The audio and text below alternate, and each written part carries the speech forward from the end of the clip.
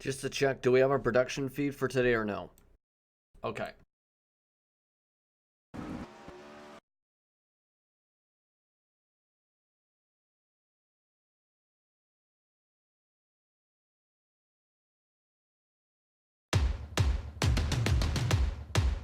Yeah. I'm ready to play now. Put me in the game now. I came here to prove it. I'm ready to do it. I can't be afraid now. Put me on the stage now. I'm ready to rage now. I feel like an animal stuck in a cage and I'm ready to break out. My time, my time. None of you people can tell me to stop. This time, like the last time, you better get ready to race to the top. I'm ready to do this. Show you what the truth is. I step on the field, it's time to get real. I'm feeling so ruthless. My time, my time. None of you people can tell me to stop. Lower the lights down. Hand over my crown. Hand over my heart. I do this for my town. I do this for my crowd. So turn me up real loud. My time, my time. None of you people can tell me to stop. Yeah. So what are you afraid of? Those feelings are made up. Get in the game, your moment of fame. Show them what you made of. It's time that we stand up. It's time that we man up. For anyone asking who is the best, we putting our hands up. My time, my time. Nothing can keep me from reaching the top. This time, like the last time, I'm moving so fast, I'm ready to ride. I'm ready to throw down. It's time for the showdown. I'm ready to rise. Don't be surprised, I'll take on the world now. My time, my time. None of you people can tell me to stop. Lower the lights down. Hand over my crown. Hand over my heart. I do this for my town. I do this for my crowd.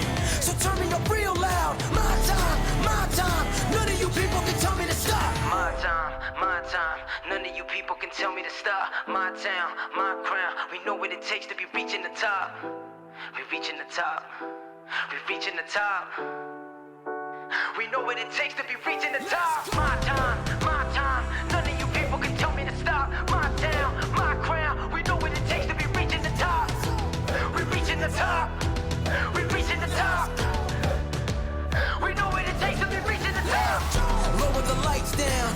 Hand over my crown. Hand over my heart. I do this for my town. I do this for my crowd. So turn me up real loud. My time, my time. None of you people can tell me to stop. Turning the track up. I'll never go back down. Hand over my heart. I do this for my town. I do this for my crowd. So turn me up real loud. My time, my time. None of you people can tell me to stop.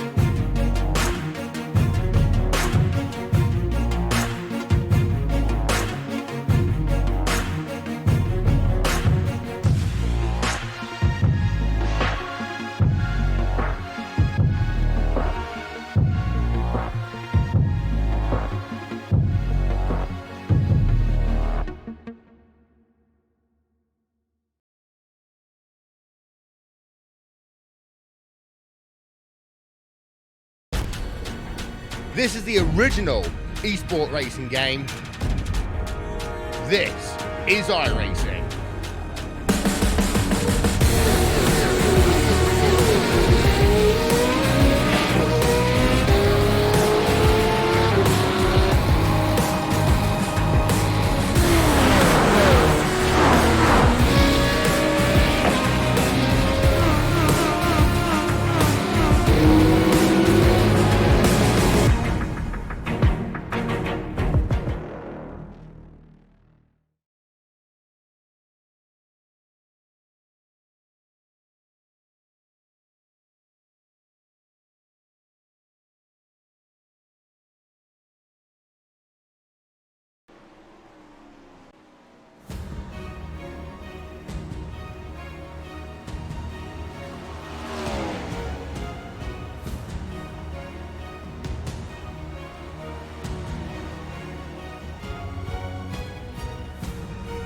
Some of the best dirt drivers in all of iRacing have made their way to the sprint car capital of the world for today's action for the iRacing Sprint Car Showdown at the beautiful Knoxville Raceway in Knoxville, Iowa rather, for today's action.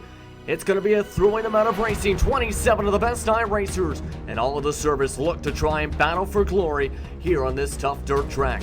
I'm Justin Prince. Alongside the booth today is Randy Chinneth as we get ready for racing action here again at Knoxville.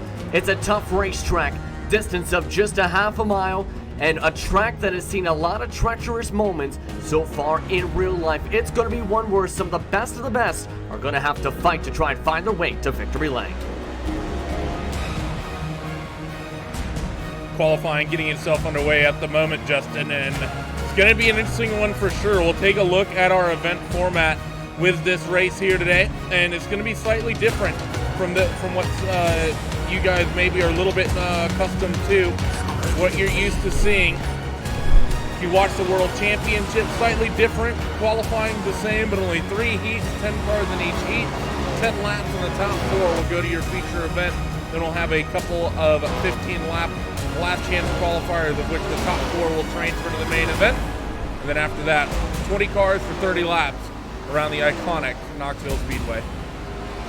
Yes, indeed, here in beautiful Knoxville, Iowa, as the action gets ready to go here for the drivers. There's a lot of competitive drivers in this split as well here today, here for this more afternoon's action.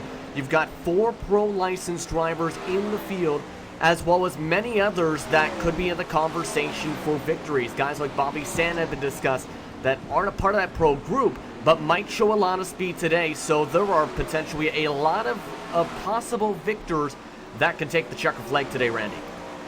Yeah, there sure is a handful of competitive names. Definitely Austin Silliman in here. Even a couple names we don't see typically in the World Championships that are quite quick. You might see Nathan Davis have a good run. Timu Toika can oftentimes have a pretty quick hand in the sprint cars, but I think the notable one is your series champion from that World of Outlaws, not only during Sprint Car iRacing World Championship Series, going to be Alex Bergeron in the 1 car for this race. He's got to be the favorite to take the checkered here today.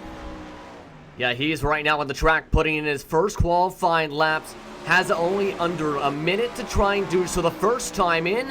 A 16-1. That is currently in the middle of the pack for the time being. The question is, though, can he rebound on the second lap? Tries to use the bottom side and runs that middle bottom line. Coming out of turn 4, Alex Bergeron will be in qualifying. The fastest time by far, a 15.8. Puts him on top of the board here for the Sprint Car Showdown.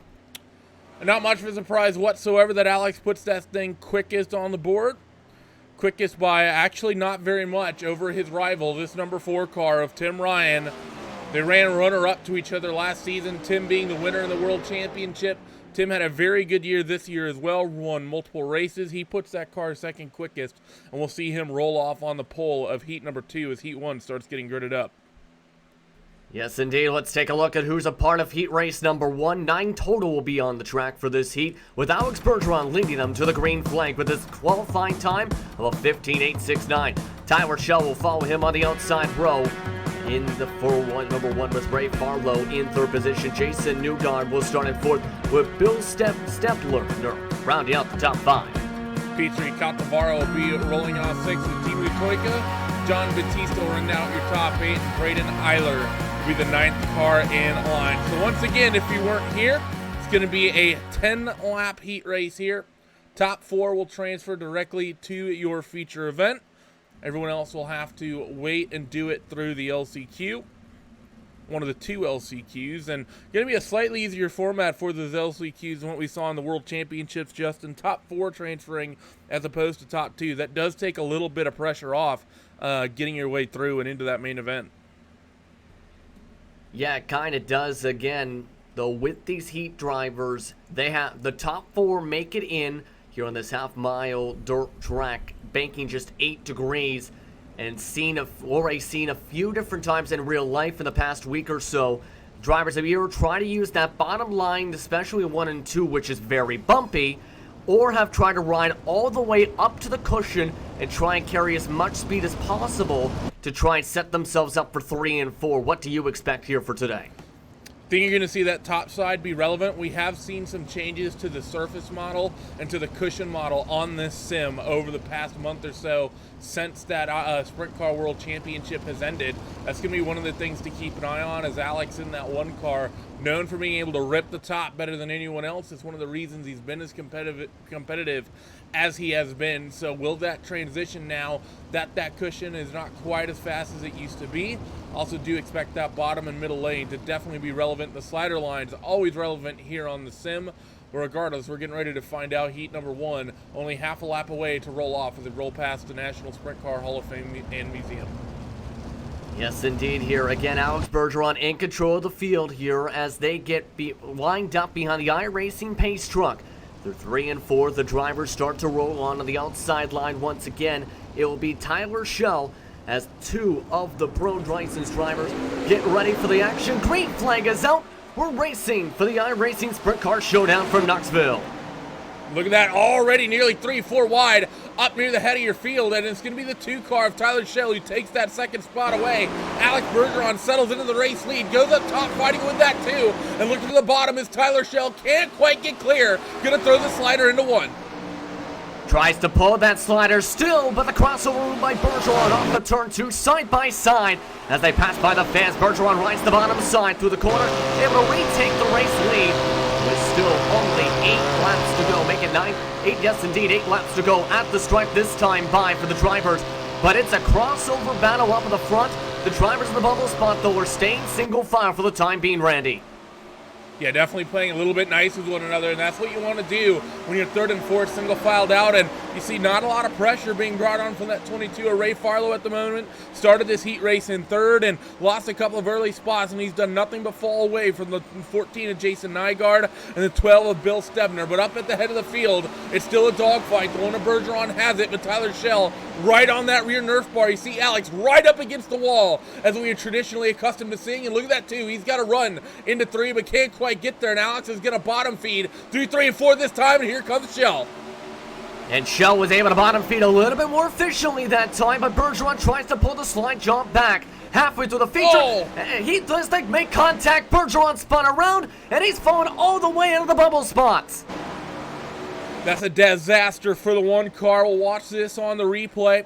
You see that 1 car of Alex Bergeron just fighting with Tyler Schell in towards turn number 1 and 2. He's going to ride on board. He just slides up, and I just don't think he ever gets quite clear. Tries to chop the nose, and Bergeron, Schell didn't let him have it. So that is going to give that 14 car the race lead of Jason Nygaard, Bill Stebner as well. They go from fighting for a bubble spot to fighting for the potential pole position here for this main event. 2 to go this time.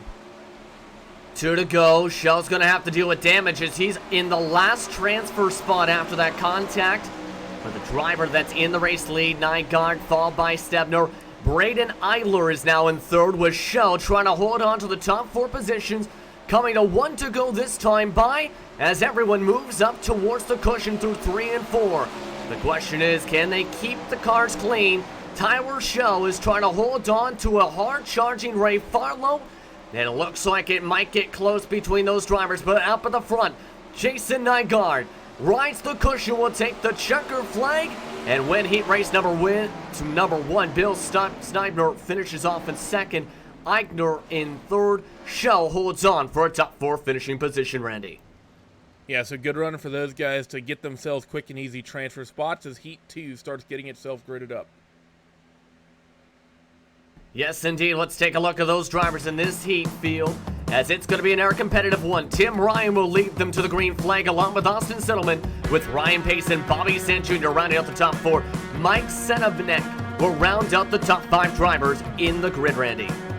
Nathan Davis is going to roll off 6th with Curtis Merriman and Bobby Rafferty on that 4th row in 7th and 8th. And going to be Tyler Walton at the back of the field tagging out this 9-car second heat race. So very racy racetrack given that opening heat here, Justin. That tells me we're likely going to see a very racy heat number 2. These guys know that there's a couple different grooves that can potentially work itself out. These guys are going to roll off for the heat race. And one of the things to note on top of that, too, is as the night goes on with these races, the heats, the LCQs, it's going to add more and more slickness, so to speak, to the track itself, because the session will see the track continue to change as each and every one of these events goes on, and could potentially, of course, have an impact for the feature at the end of all of this tonight. Yeah, it's always a talking point, is that every single time you get cars on the racetrack is going to change just a little bit, and that's definitely going to be relevant. We've seen that be relevant in the past, and of course in the World Championships, even going back as far as our old school dirt night coverage and covering the American Dirt Series as well. The track will definitely develop over the course of the night. You're likely going to see that bottom lane slowly start to go away. A lot of good dirt up there at the moment, a lot of grip, a lot of moisture, a lot of traction. As that gets trickier and trickier to run, I expect to see more cars on the bottom as we're half a lap from green for heat race number 2. We're all lined up behind the official iRacing pace truck as they go into 3 and 4. Tim Ryan is in control of the field on the bottom side. Austin Settleman on the outside line as they get ready for the green flag. Pace truck moves out of off the middle line to the bottom. Tim Ryan hits the gas. Green flag's out. We're racing once again here at Knoxville. Well, Tim Ryan's blitzed them as they go through turns number 1 and 2, and it's going to be Austin Settleman trying to defend that second spot up top. Ryan Pace and Bobby Sant Jr., they're going to be the duo fighting for those transfer positions right now in 3rd and 4th. You see Mike Siebenik, he's actually gotten through as well in the 7th. So Mike Siebenik moves it up near the border cutoff leading position. I mean, Nate Davis and Mike fighting for 4th and 5th. Right now, the top 2 drivers have been able to pull away, but again, Nathan Davis trying to use the bottom side in 3 and 4 that time by. Now moves to the middle line, trying to find moisture as Siebenek tries to fall behind, is just outside the bubble spot as they've been able to pull away now from Curtis Merriman and Bobby Sant Jr. by 4 or 5 car lengths in their sprint cars with 7 laps to battle. And Mike is not letting Nathan get away whatsoever. He is keeping him honest right off the rear, and they're actually catching the 2 cars in front of them of Austin Settleman and Ryan Pace. So this could become a 4-way scrap for 2nd through 5th. Curtis Merriman is still lurking there in the background behind this 7 car as well. So we might see 5-6 cars fighting for transfer spots here in the next couple of laps. Yes, indeed, as Davis rides the cushion, tries to continue to hold on alongside the fencing, while Siebenik tries to follow the tire tracks. Both of them went to the middle, all the way up to the cushion that time, going through 1 and 2. Trying to match the lines. Meanwhile, Ryan Pace trying to pounce at Austin Settleman on the bottom side. Can't get the line to stick to the bottom, though, as that'll allow 4th on back to close some ground. Should note, just Tyler Walton is off the track with 4 laps to go as the drivers settle in and try and figure out who's going to be able to lock their way into the feature. Right now it's the 4 of Tim Ryan, who looks more than comfortable setting himself up to start on the outside of that front row for the main event. He's a 2.5 clear of that 3 car of Austin Settleman, so easily the favorite at the moment. Still watching this fight for these transfer positions, no one's been quite able to close the gap down. Nathan Davis is going to roll the bottom. Mike is going to keep to the top side, so maybe hunting for moisture a little bit is the 9. Will that open the door for 7 for the 7 cars? We have 3/4 of a mile to go. Nathan Davis trying to defend the dive bomb for the bottom side. Siebenik can't get to the line to stick as the white flag's up on the stand. Final lap for heat race number 2.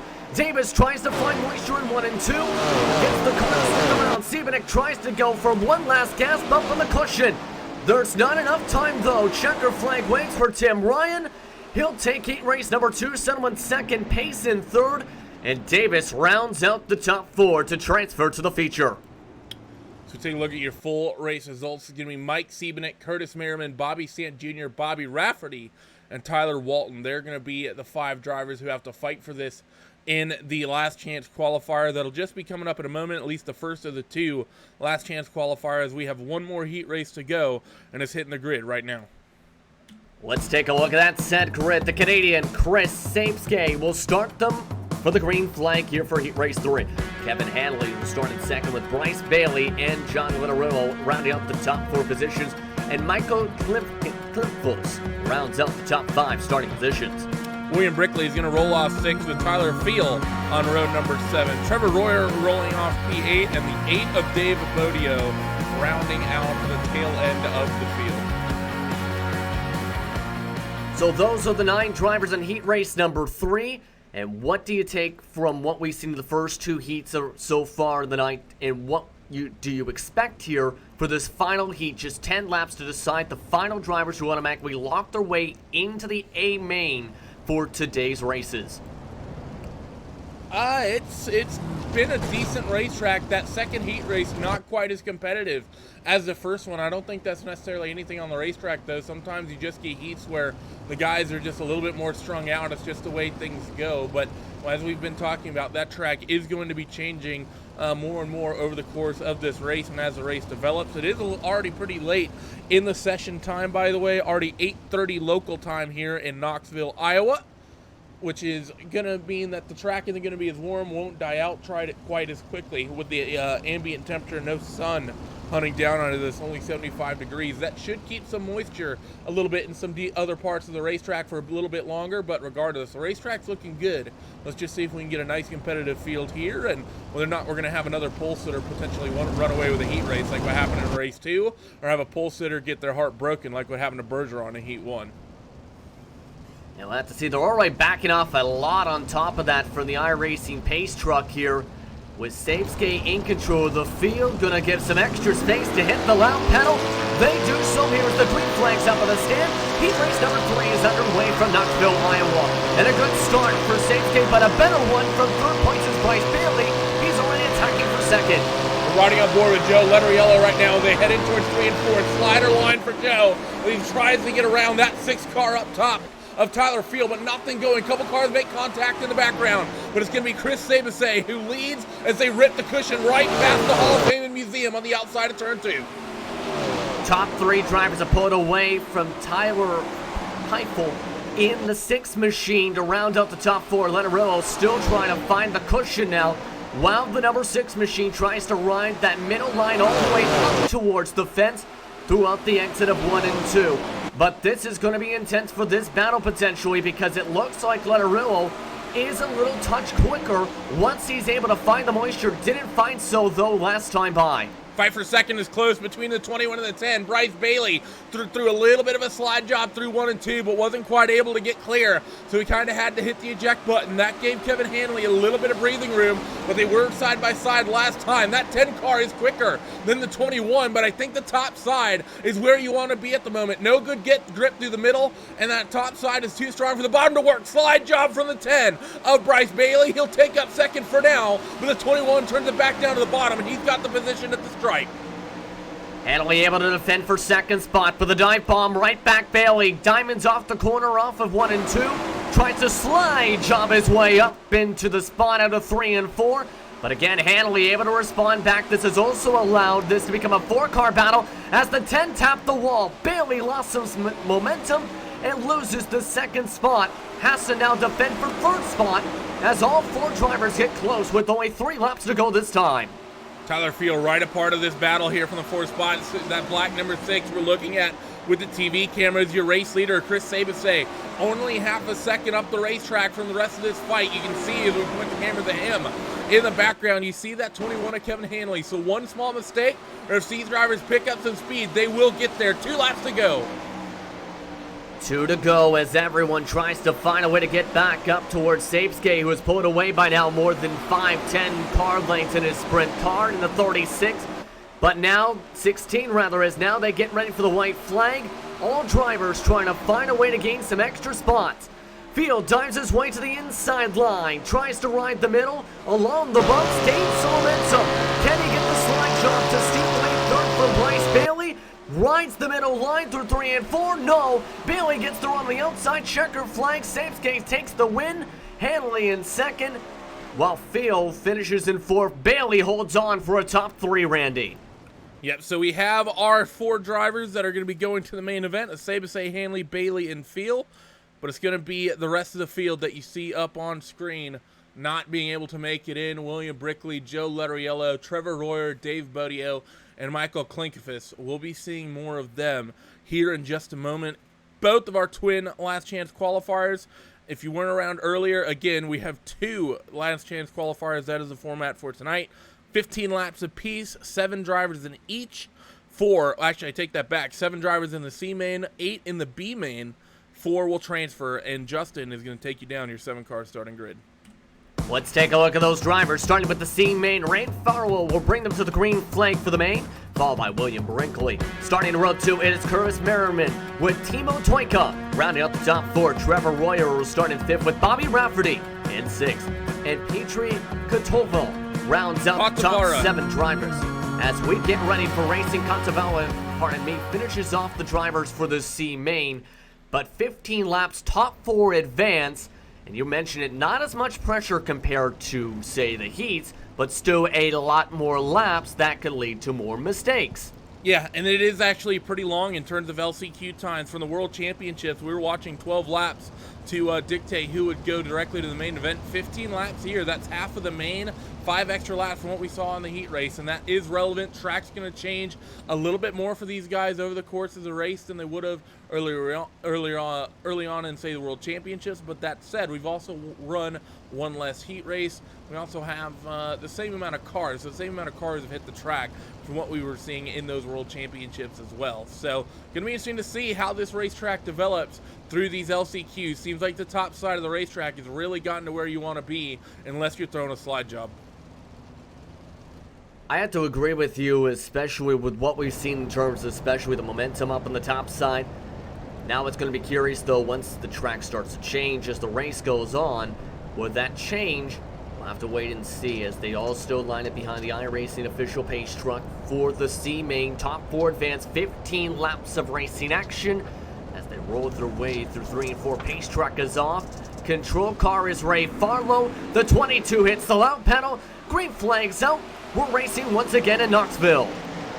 Fight for first is going to pick up, and the 18 of William Brickley is not going to quite get clear. 3 wide for third off of turn 2 and in towards 3 and 4. The sort of moves that end up finding you in that National Hall of Fame museum at some point. And drivers for third are starting to make them still side by side as they're wheel to wheel for the race lead as well. Farlow able to hold on to the lead. Brinkley running to the back bumper bar, though. Lost a lot of momentum as that allowed Timo Toika to make it a 3-car battle. Royer tries to dive bomb on the middle line. All of them move up towards the high line as the top 40 try and pull away from Royal. Again, the battle is still heating up, though, for that final transfer spot as Bobby Rafferty looks to try and go to the inside line with a slide jump. Riding along the middle line, working with the 24. Merriman can't get this line to stick, though. But look at the way this whole last chance qualifier is lined up. We don't see any gaps as the 22 finds the outside wall. Race leader is going to stack up the field. The 18 of William Brickley, he's going to go to the point. The 26 of Timo Toika cycles into second. Trevor Royer will find his way all the way back now in P number 3 as what has happened. Well, as Ray Farlow has fallen from the race lead to outside of a transfer position in that 5th spot. One small mistake, and you go from running your way into the main event to looking on the outside now as Trevor Royer works the 26 of Toika. And the worst out of that, though, was for Bobby Rafferty. He got stuck in the fence, so his chances are gone to try and make it to the feature race.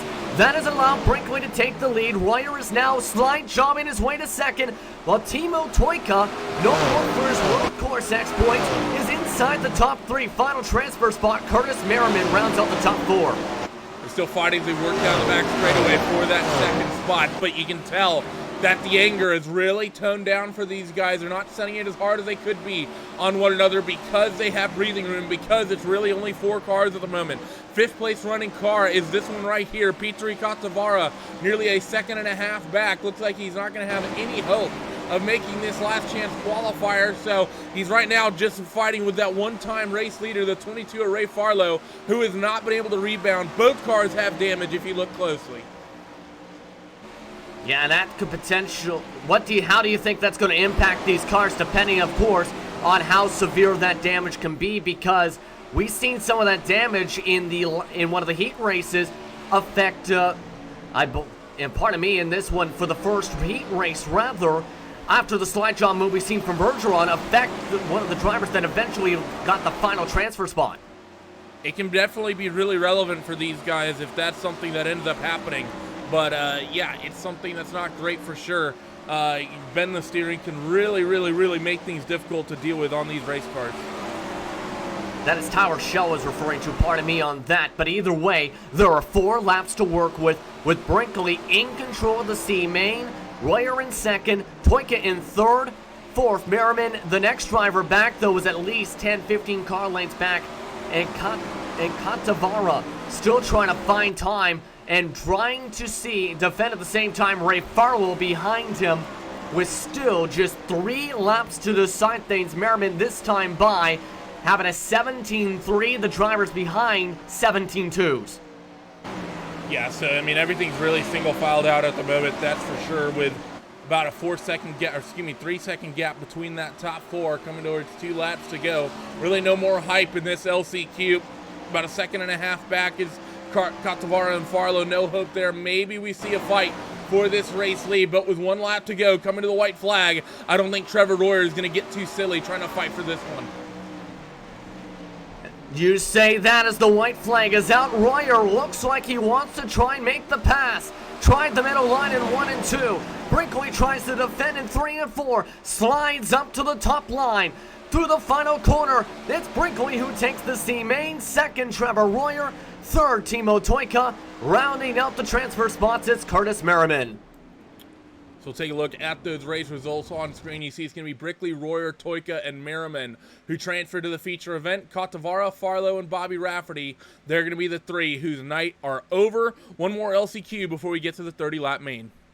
And this one is fairly stacked because take a look at this grid. It is Mike Stevanik ringing him to the green flag, but the driver on his outside in row 1 will be Alex Bergeron. John Linarillo will start in 3rd position with Bobby Sant Jr. rounding out the top 4 starting positions. Dave Badino will round in 5th position with Tyler Walton looking to recover after his incident in his heat race in 6th. Michael Klufkis will round in being 7th. Jason Nygaard rounds out the 8 drivers. Pardon me, that is Klufkis rounding out the 8 drivers in the race. Nygaard, of course, part of the feature.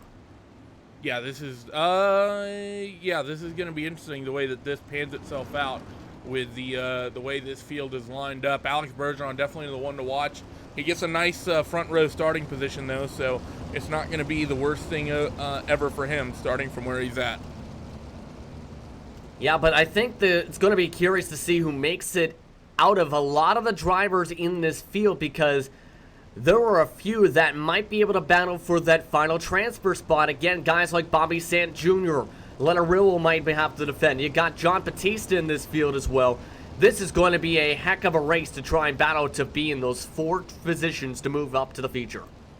Yeah, you're absolutely right. Going to have to get aggressive, especially if you're into these drivers in the mid-pack. John Batista, Dave Bodia, both quick drivers. Tyler Walton and Michael Klinkfist starting in the back as well. You have to get aggressive, and you have to pick up the aggression early, and you have to make moves stick in order to have any hope. We're going green this time. They're working their way now through 3 and 4 behind the iRacing pace truck. Stevanik's number 7 is in control of the field on the bottom side. They're checking up top. Green flag is out. We're up to racing, and Bergeron already has cut down to the middle line, trying to ride just above the bumps, while Stevanik tries to ride up the cushion. Bergeron gets the run off of 2, takes the race lead in just a half a lap.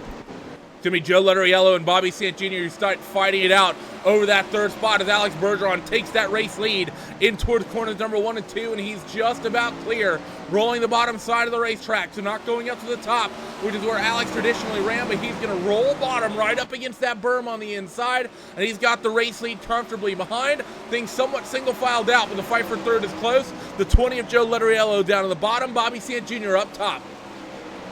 And Sant Jr. trying to run the cushion, gets the momentum to take third. He wants second, though. Semenuk tries to ride up towards the top of the cushion, but around the berm goes Sant Jr. with Letteriello. Letteriello tries to move back to the bumpy berm through 1 and 2. Sant Jr. switches lines and takes the top side away from the number 7 of Semenuk. Can he keep that line away, though, as Semenuk forced to the berm through 3 and 4, but Sant Jr. gets the run and takes second. How long is he going to hold on to it, though, as they roll through 1 and 2? Semenuk trying to work that inside line, but just no speed for him down there. The one of Bergeron seems to be the only one who can work that bottom groove down on the bottom and maintain any speed. No one else able to run the bottom this efficiently. I see John Batista lurking in the background, though. He wants a transfer spot, and he's got it for the moment from Joe Letteriello. And that just changed because Letteriello just was able to move by on the inside after a lost amount of momentum for the 17 of Batista. So Batista now has to try and gain back 3 car lengths as the cross flag sticks get ready to fly up in from the flag stand for the drivers. The top 4 drivers continuing to try and use all different lines, it looks like. Bergeron up for the top cushion out. Sant Jr. trying to use the middle all the way to the cushion. Semenuk trying to find his way around on that middle to top line again. But Letteriello is trying to use the berm, but that's going to open up the top side for Batista. Let's see if John's going to be able to make the move here. He's going to get alongside that number 20 as we're halfway through last chance qualifier number 2. In towards corners number 1 and 2 goes that number 13 of John Batista, but can't quite make it stick. Ripping that top line. Still side by side, though, as he has Mike Semenuk out ahead of him as well. Might be able to start working on a couple of cars, but Semenuk just holding on, or excuse me, Letteriello just holding on as that 13 car ripping that top line is still there. The 7 nearly into the wall in front of him. Able to avoid the wall, though it looks like the 7, but look at Letteriello trying to ride the berm. Got a little bit tight as that nearly got Batista. Batista would have got the transfer spot of a checkered link there. 5 laps to go, though.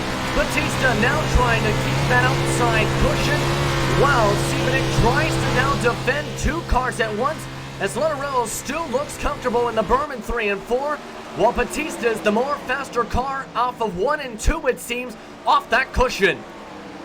That's going to be the problem for that 20 car, is that John Batista now 2 laps in a row. He has gone side by side off of turn 4 of the 20, who throws the slider and tries to chop the nose of the 7. Sort of did a half measure there and somewhat attempted to back out of it. That's going to see him lose a couple of spots. Now the 7 of Semenuk pressuring that 13 car of John Batista down the back straightaway and in towards 3 and 4. We come towards 2 to go, and Batista is going to hold on to third for the moment, but Semenuk is there. A great move by Batista to try and attack, taking advantage of a mistake, but Semenuk wants the spot back for third. He taps the wall, loses momentum, bounces around towards the top side as he stays on the cushion, and now the 7 is out of the bubble spot. So Letteriello moves up in a 4th spot. White flag is up at the stand. Letteriello wants to try and get himself a cushion from the bubble. Batista tries to hold the cushion, pulls on to 3rd spot for the time being.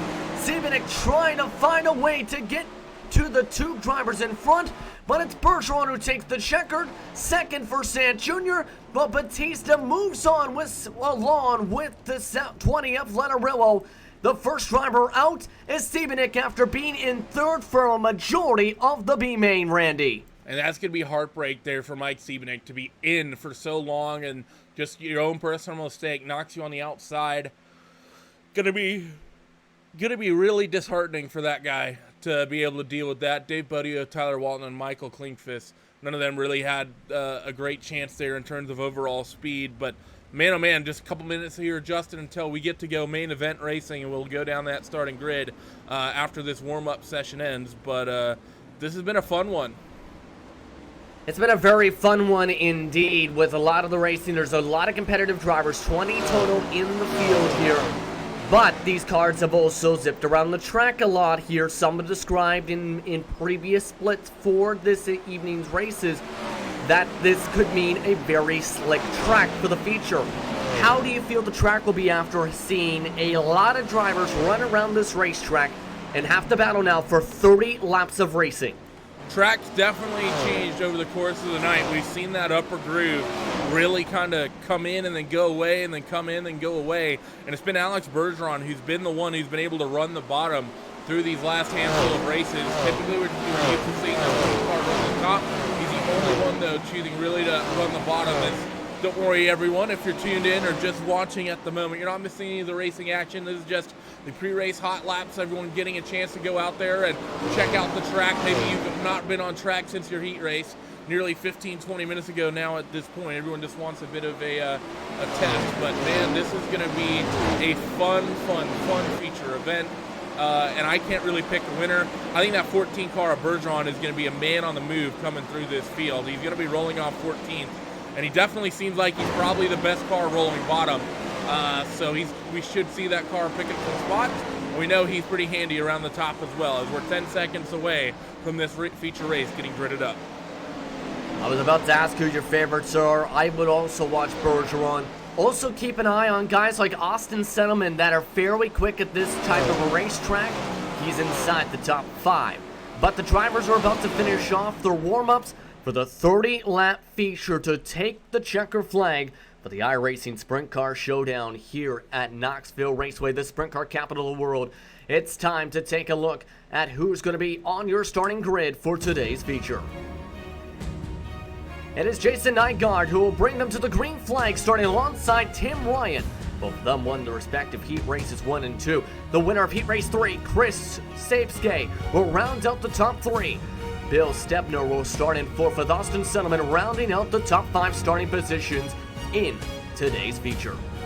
Kevin Hanley is going to roll off 6 with Braden Eiler in that 7th spot. Ryan Pace rolling on the outside of that 4th row with Bryce Bailey and Tyler Schell rounding out your top 10. 11th spot is Nathan Davis with Tyler Field in the 12th position. William Brinkley had a strong run in his LCQ. Will start in 13th alongside the red-hot Alex Bergeron, the top IR driver in the field. Trevor Royer rounds out the top 15. Tail end of your 20-car field, Bobby Sant Jr. will be on the outside of row number 8 with Tibu Toika and John Batista. They will make up row 9, and starting at the tail is going to be Curtis Merriman and Joe Letteriello coming back from that 10th row as fireworks start going off here on iRacing, and things are getting ready to get themselves heated up. The fireworks aren't just going to go off the racing surface. They could start going off on the surface to try and battle for this victory. Again, 30 laps to decide the checker flag here, a lap and a half until the green flag as they line up behind the iRacing pace truck. We've mentioned some of the favorites. We've mentioned some of the possibilities for the track. What else should we expect now that the chance to take the victory is on here for the iRacing Sprint Car Showdown? Expect some aggression. This isn't a championship event. No points on the line. It's all bragging rights. So if you see an open door, you need to put your foot to the floor and you need to attempt to go through it. I expect aggression. I expect good hard racing. And I expect a handful of cautions as well through this 30-minute, 30-lap event. So things are going to get spicy, I think, no matter how you dice it up, as the field is going to be getting released, and the 14 of Nygaard will be in command this time off of corner number 4. Nygaard on the bottom side, Ryan on the top side as they work their way through 3 and 4 and try and get ready to hit the loud pedal. Pace truck is off. Nygaard hits the gas. Green flag's out. We're racing for the iRacing Sprint Car Showdown feature. Look at the way that mid-pack already getting themselves jumbled up here. You see 3 wide with that number 3 car currently rolling in the middle. They're going to get off 2 double file as they work down the back straightaway. In towards 3 and 4, the 14 of Nygaard trying to hold on to the race lead, but the 4 of Tim Ryan, he wants it on the bottom. Ryan slide jumps his way to the top side of the cushion, tries to bounce it back, hit one of the bumps on the top of the cushion, and immediately lost the lead and the momentum, so he'll fall back to second. So the Aussie driver trying to find his way back up to the front. They pulled away by 5+ car lengths from Austin Sungman, who's in 3rd. Tim Ryan's going to start rolling the bottom here. You saw him throw that slide job, and I think he liked what he felt. You see the 14 of Nygaard. He's going to roll that bottom lane as well. No one really ripping the cushion inside your top couple of spots. I believe we saw the 2 of Tyler Shell rolling up top. We saw one car, I know that, ripping near the top. Caution is out. Caution is out. Hold on. It's Bill Stebner, who is around in turn 1.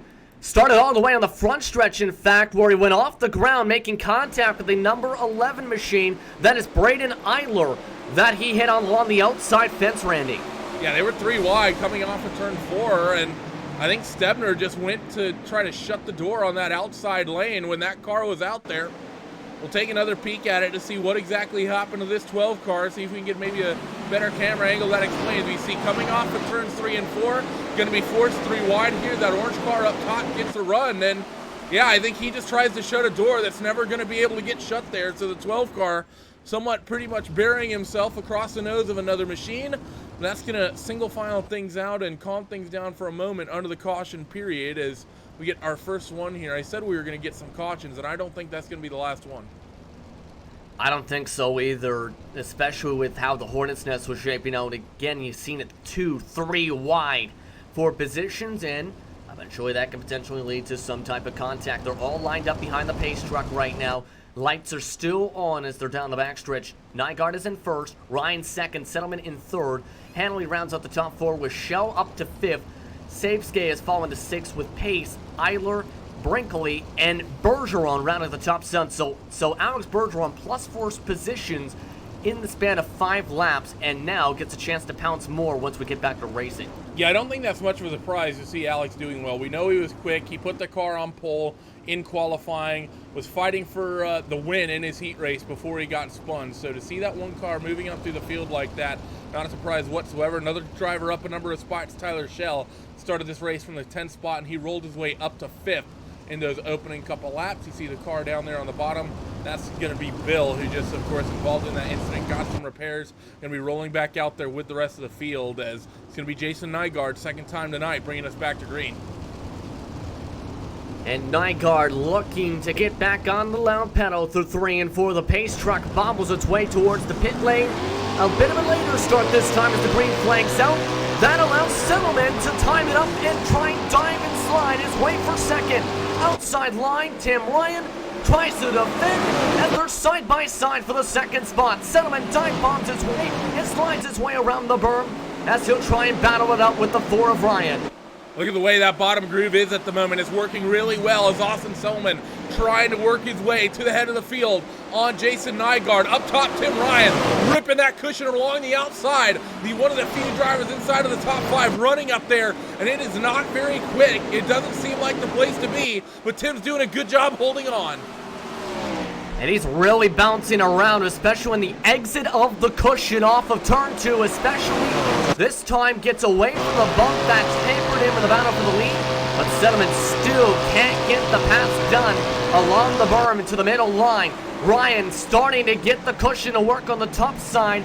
20 laps to go in the feature as he's now side by side and taking the race lead. To the 4 of Tim Ryan, your 2018 World of Outlaws Knoxville Energy Drink Sprint Car World Champion. He's going to line up the outside. The 14 of Nygaard nearly shut the door, but the 4 of Tim Ryan muscled his way through along the outside. And look at this one car of Alex Bergeron, 3 wide, going for the 3rd spot, and the 1 of Alex, he's hooking up the top as well. And we know this is where he's comfortable and where he likes to run. Now he's going to be running on that 14, and you see the 3 of Austin Selman down there on the bottom as well. Alex, coming from 14th on the grid, is up to 3rd in just 13 laps.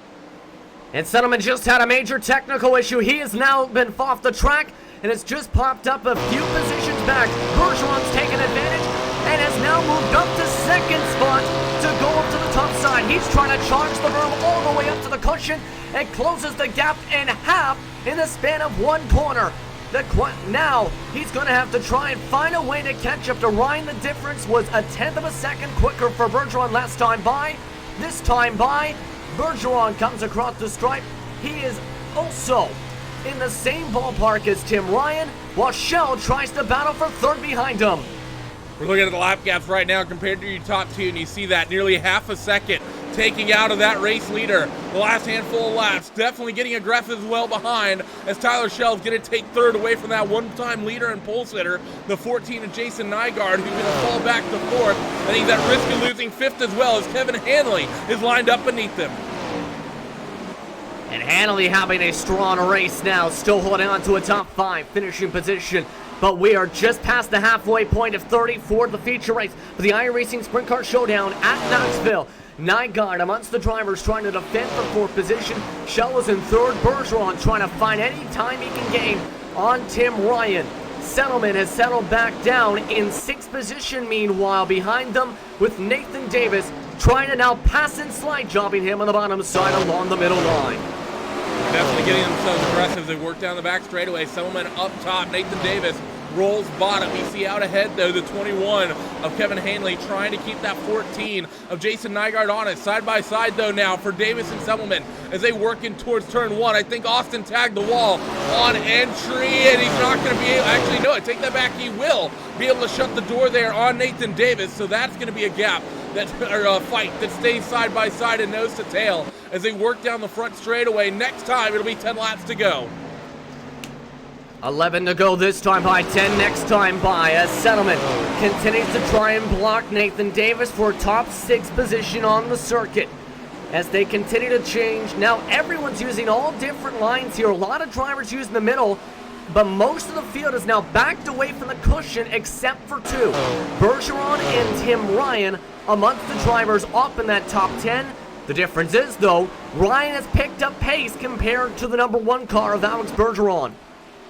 Yes, it's a slight pace difference, about a 1/10 of a second last time through. Actually, a lot more than that. We'll bring up the comparisons again, and we'll see exactly what the gap was. Look at that, 2/10 is what Tim Ryan was able to open up that last trip around the racetrack, and Alex is going to go down to the bottom, so maybe not liking the way his car is feeling. As this track is really slickened off, he did pick up some pace, rolling bottom, and he actually brought that gap down, rolling that bottom groove. Tries the top again, though, through 1 and 2. That's in part, I think, because they have a lap car and Bill Stepner who's trying to get out of the way all the way on the bottom underneath the berm, in fact, to stay out of the racing line. Bergeron now going to settle down with the cushion once again. But his car just is bouncing around, a 2/10 of a second difference between him and Ryan now, with 6 laps to go this time by. The battle is on again for 4th, though. Nygaard is trying to defend the top side. Hanley wants to move up in our position, trying to use that middle line around the berm on 1 and 2 to try and take up another spot. Not quite close enough. You see he's going to kind of run the middle here, not quite run the bottom, but not quite run the top. As you can see how slick this racetrack has gotten. Not a lot of traction in it, and there's going to be a lot of bumps, a lot more difficult for these guys. You hear Kevin Hanley how much he has to throttle back.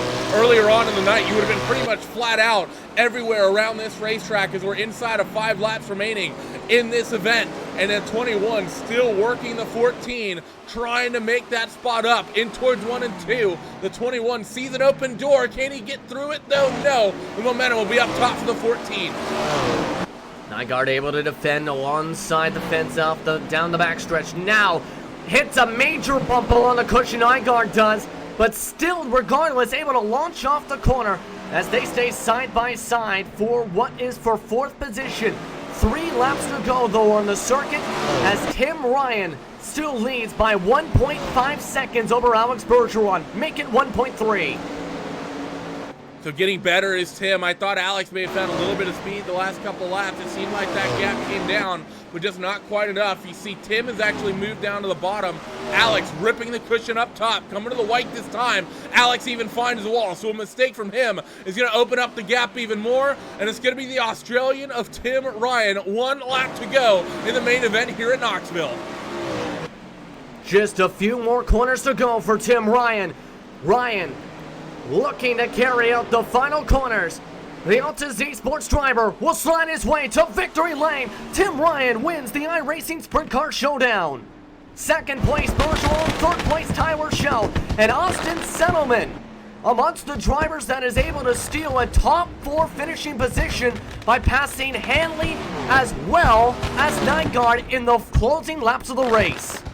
Man, what a main event. You see this 4 car of Tim Ryan, he is going to, Chad Knaus told him to break the rear end on the wall, doing some donuts. He made sure to do exactly that.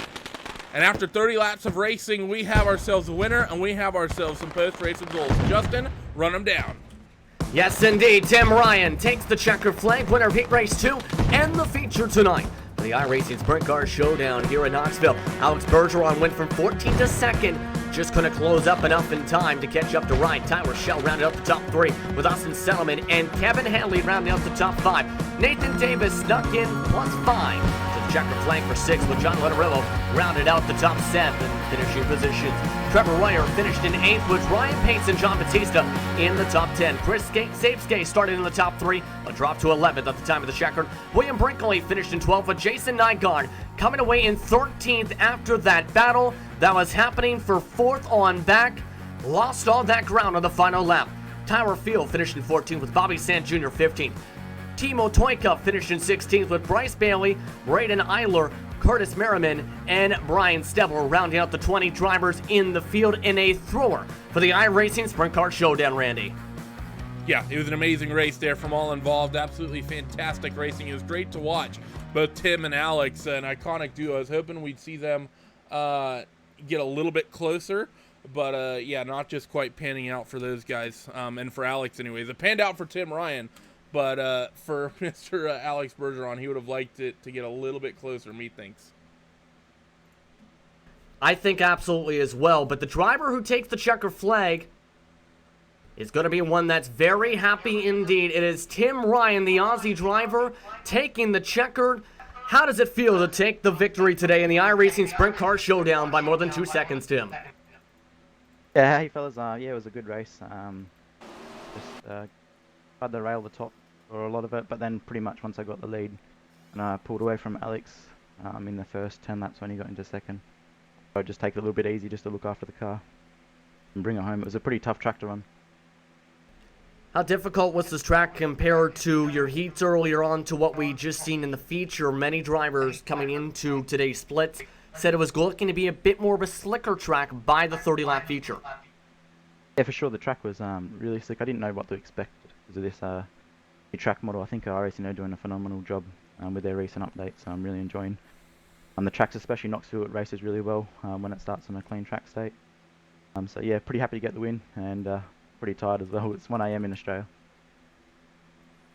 Now, where do you go from here? You take the checker flag here in this event. What's your focus now for the rest of the dirt schedule for iRacing for the rest of 2019 to build upon this, as well as the success as, of course, a pro licensed driver? Yeah, I was looking to run their 2019 USAC World Championship Series, but that coincides a bit with my schedules, my real life commitments, so I wasn't able to commit to that, which is a bit unfortunate. And going into next year, I'm not too sure what I'll be able to commit to either, so I'll just take every race as I come. I wasn't actually meant to race tonight, that's why I didn't submit my paint. It was a bit of a last minute decision, as probably Randy knows. I told him I was probably not going to be running. I don't claim to know anything at any point. I do actually have to ask Tim. I'm gonna interject slightly. We've seen some changes to the track model, especially since the World Championship, and actually really seemed to help Knoxville. Even though as good as the racing was here, it seemed like there were a couple more lines available. Seems like you could run the top, but it was difficult. But the bottom didn't. Even when the top was quick, it's not like the bottom was 2-3 tenths slower a lap. How much do you think that has affected, at least here in Knoxville and some of the other tracks for these winged cars? We've been seeing how it's affected the late models, but how do you think the winged open wheelers are going with it? Yeah, as I said, I think they're doing a phenomenal job. Early on, you could see we were all running the bottom, and then I got up the top, and it took me a few laps to get my momentum going. So both lines were pretty even. Like, we had quality competitors on the inside. We had Nygaard and Austin. We were all switching positions there for a few laps before the top finally just got a groove on how to run the cushion. Towards the end there too, I dropped back down the bottom just to look after the car when I had a bit of a gap. And to be honest, looking at my times right now, I wish I was on the bottom.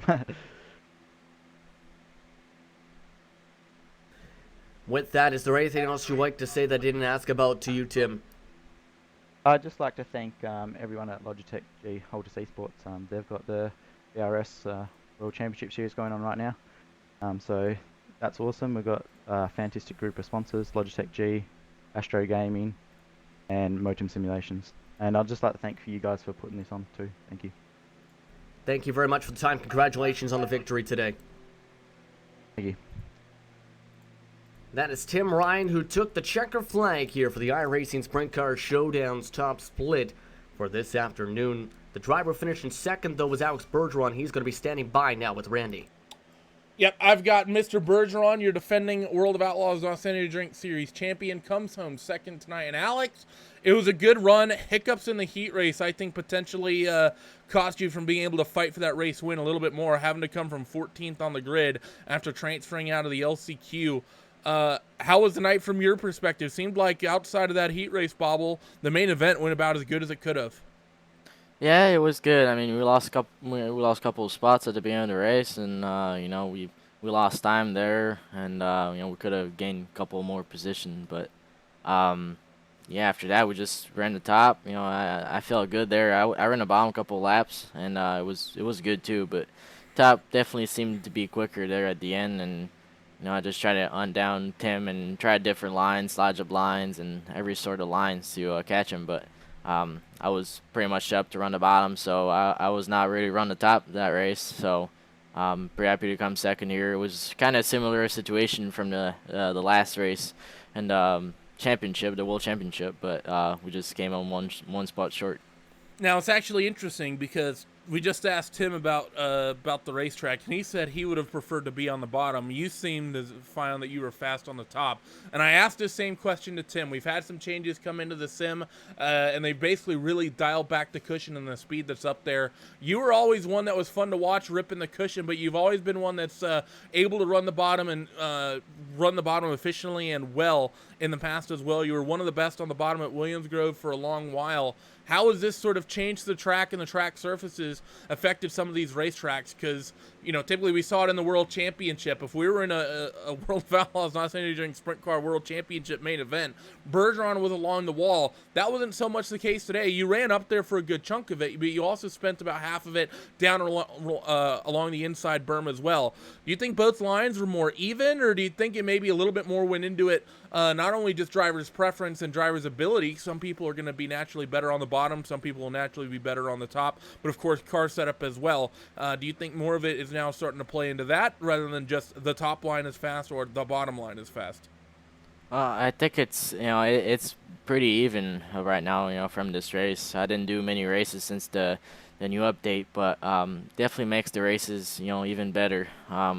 Like we've seen the first couple laps in that race, everybody seems to be all stacked up together, and you can't be like 4/10 quicker than the guy running the bottom. So it just makes it for even better races. But yeah, it all comes down to where you like it to run. I tried a couple lines, and I was stable everywhere. I was comfortable, but I ran where Tim ran and trying to catch him. So like I said again, I was not set up to run the top, and I think that's why we missed tonight. But I gotta say, sorry to Tyler Shell in that heat race. That was just a racing incident. I didn't expect him to be this low there on the slide job, and I didn't want to clear him at all. So that was just an incident, and gotta apologize to it.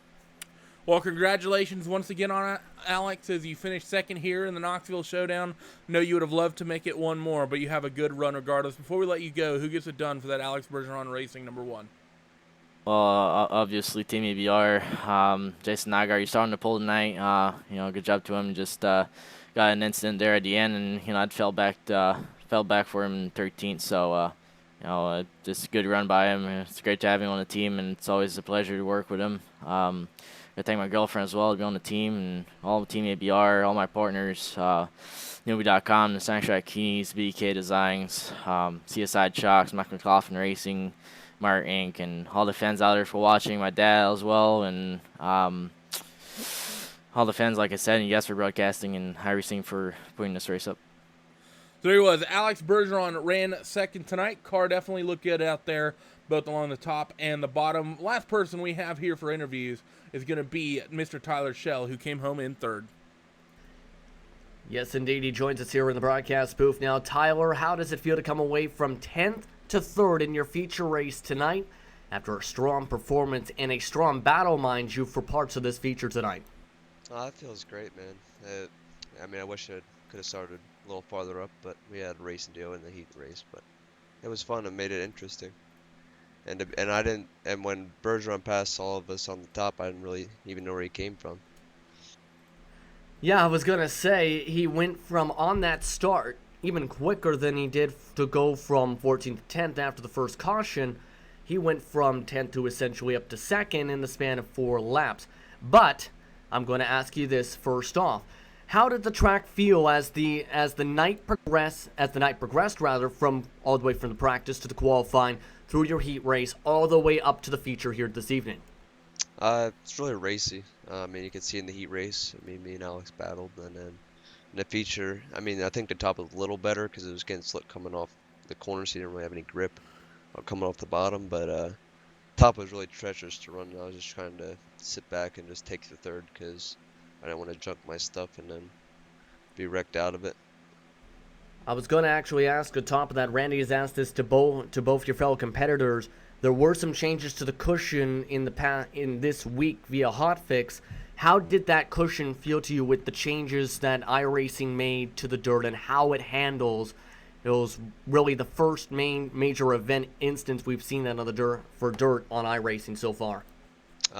It's really racy now. I mean, they improving it every time. I think they've done 2 or 3 now this season to help it, and it just keeps getting better. It keeps giving the bottom more life, and just helps the racing a lot. Makes it a lot cleaner too, 'cause you don't gotta just run one line and be a train. And of course, you've been having a strong 2019, of course, with the pro license, of course, taking part potentially in the World Championships. Where's your focus now for the rest of 2019 as the year continues to progress and we head towards the calendar year of 2020 for your dirt schedule? Finish out the late models and then try to go for the sprint cars next year too, because I just started running these again probably 2 months ago, a month and a half ago, so I'm gonna go for that next year and try to stay with the late models too. What's some of the differences, in your opinion, quickly, between the late models and trying to jump into the sprint cars, as you said, jumping in them, you said a few months ago? What are some of the key differences on how you would drive your late model compared to driving, say, this Fort 10 Win sprint car we raced tonight?